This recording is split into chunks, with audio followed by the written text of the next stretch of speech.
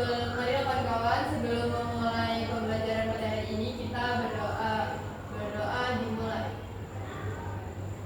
Berdoa selesai. Baik, terima kasih Sita yang sudah memimpin doa pada pagi hari ini. Baik, pekan lalu kita sudah belajar mengenai pengertian dari puisi, betul? Betul. Ada yang masih ingat apa pengertian dari puisi?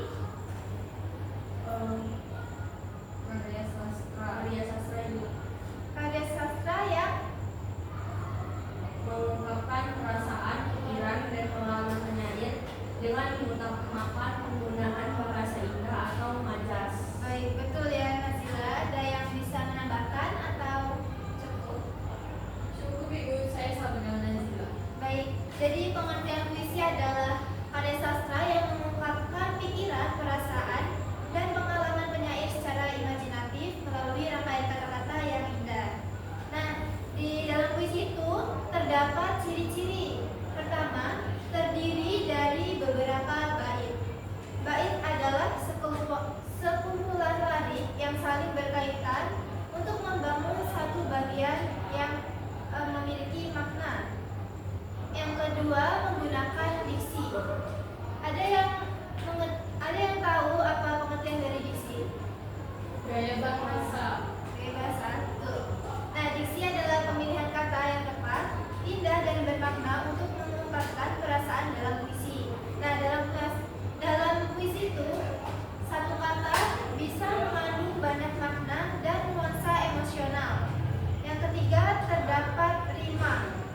Nah, Ibu pernah menyinggung apa itu rima ya? Rima itu sebuah pengulangan di akhir kata yang memiliki bentuk yang sama. AB. Nah, betul. Ada lagi bentuknya itu kan ada AB, ada AA, BB, ya, AA. Terus ada AB, BA. Nah, yang keempat itu ada menggunakan majas. Majas itu gaya bahasa. Cara penyair menggunakan bahasa itu secara imajinatif, kias, dan tidak harfiah untuk memperindah puisi dan memperkuat makna. Baik, hari ini kita akan memasuki materi, yaitu langkah-langkah sebelum kita menulis sebuah puisi. Dalam menulis puisi itu kita harus menentukan tema atau perasaan yang ingin disampaikan oleh penyair. Nah, langkah pertama dalam menulis puisi itu menentukan gagasan utama atau emosi dasar yang ingin diungkapkan oleh puisi. Anak-anak pernah membuat puisi? Pernah Ibu. Nah, tema yang diambil apa, Nak? Tentang apa? Cinta. Cinta. Sangat remaja sekali nih ya. Iya. Nah, contoh tema yang bisa dipilih itu tentang cinta seperti Rizka tadi. Lalu ada kesepian, tentang alam, kerinduan, perjuangan, kehilangan, keindahan, dan sebagainya. Nah, yang kedua kita harus mengumpulkan kata-kata kunci atau diksi yang sesuai dengan tema. Setelah kita menentukan tema tadi, langkah berikutnya kita akan mengumpulkan kata-kata kunci atau diksi yang menggambarkan tema yang sudah diambil tadi. Diksi dalam puisi ini tidak boleh sembarangan, harus dipilih karena keindahan bunyinya, harus dipilih karena maknanya dan kesesuaiannya dengan suasana batin penyair. Nah, ada langkah-langkah yang dapat dilakukan untuk memilih diksi.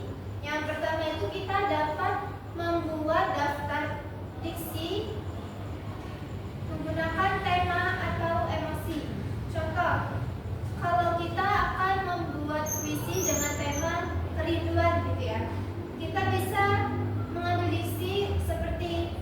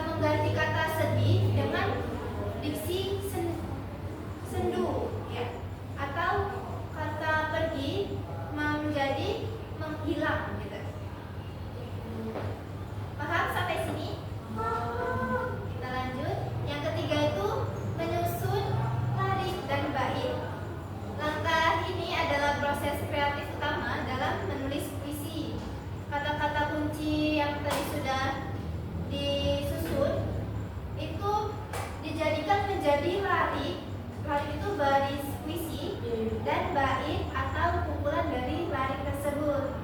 Setiap larik sebaiknya mengandung makna yang padat dan tidak panjang. Selanjutnya, gabungkan larik-larik tersebut menjadi bait yang saling berhubungan secara tematis dan emosional. Contohnya, di ujung senja aku menunggu, suara langkah yang tak pernah datang, rindu menjadi hujan di dadaku.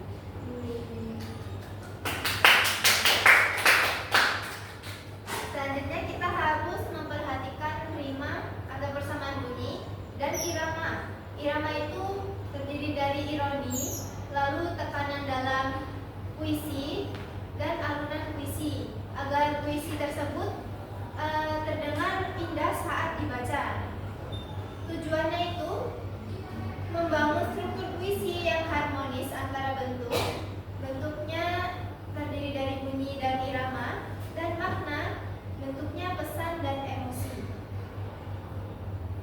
Yang terakhir kita menyunting dan memberi judul puisi. Setelah puisi selesai ditulis, lakukan penyuntingan agar hasilnya itu lebih kuat dan padu. Tahap ini membantu penyair memperbaiki diksi, rima, dan struktur agar maknanya lebih jelas dan indah.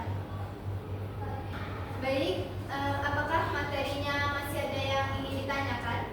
Cukup, Ibu. Baik, Ibu meminta membuat kelompok berisi 3 orang. Silakan berhitung, dimulai dari Rizka. Baik, Ibu. 1, 2, 3.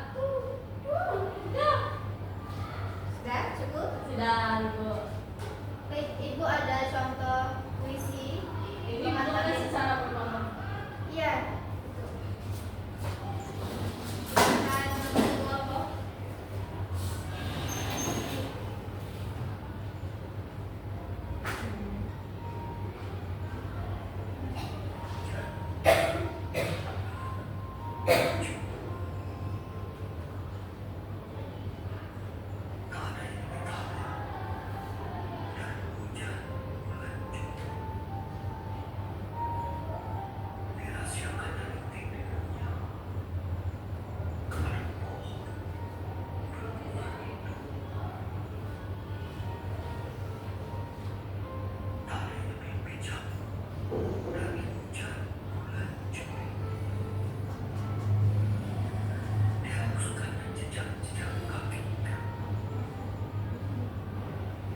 Sudah?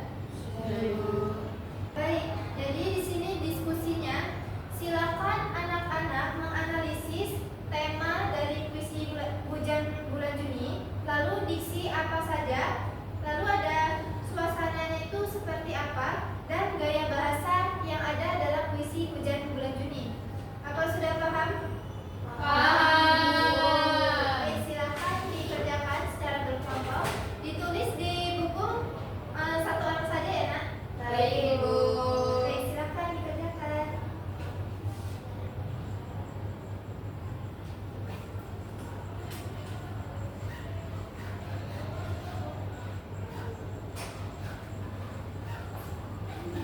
Ada yang masih bingung?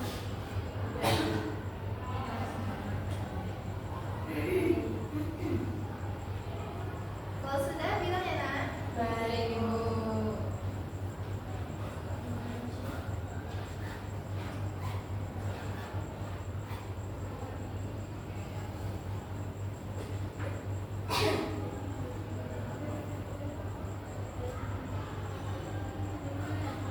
Sudah, Sudah, Ibu. Sudah. Sudah, kelompok 1 sudah. Dari kelompok satu, beri tepuk tangan dulu nih buat kelompok satu. Yeay. Menyelesaikan lebih cepat ya. Iya, Ibu. Baik, Ibu minta perwakilan kelompok untuk membacakan hasil analisis dari puisi tadi. Ya, Nazila. Saya Jadi, kelompok 1 Nazila, Ibu. Nazila, silakan Nazila. Berdiri dulu. Maju, Nak. Depan.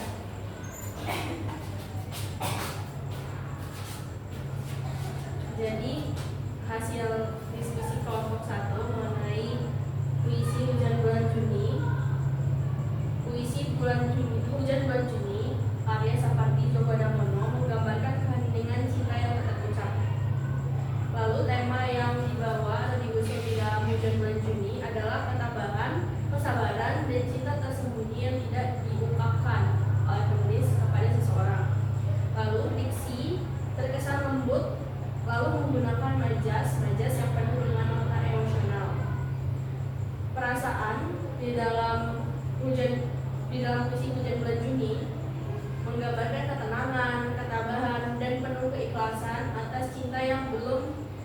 terungkap oleh dirinya kepada seseorang. Lalu gaya bahasa yang digunakan adalah dominasi oleh personifikasi, repetisi yang menciptakan nuansa puitis. Baik, terima kasih Nazila dan kelompok 1. Bukan dulu.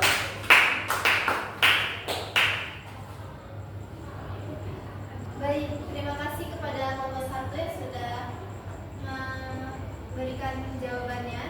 Bagus sekali ya jawabannya. Baik, Ibu akan memberikan simpulan mengenai langkah-langkah menulis puisi. Yang pertama itu tadi kita harus menentukan tema atau perasaan yang ingin disampaikan. Yang kedua adalah mengumpulkan kata kunci ya atau diksi.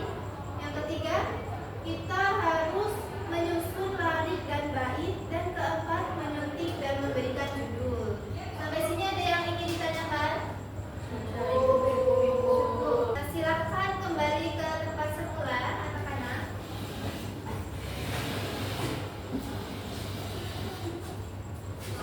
Baik, Ibu akan melakukan refleksi pada materi hari ini.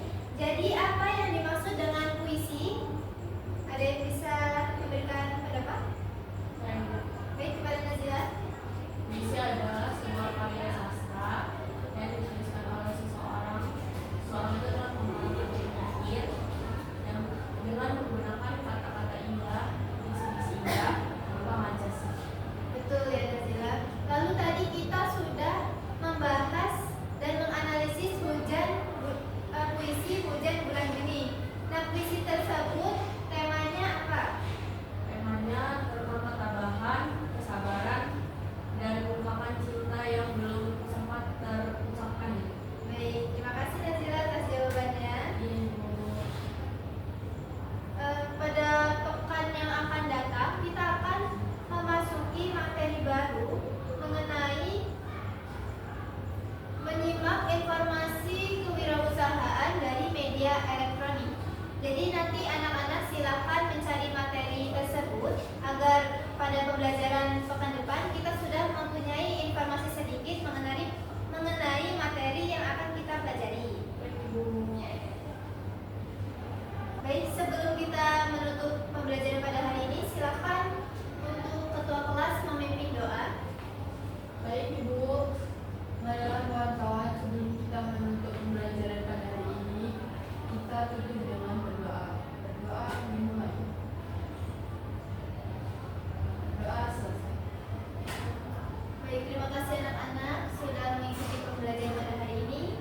Ibu meminta maaf jika terdapat kesalahan dalam proses pembelajaran pada hari ini. Ibu tutup. Wassalamualaikum warahmatullahi wabarakatuh. Waalaikumsalam warahmatullahi wabarakatuh. Terima kasih Ibu.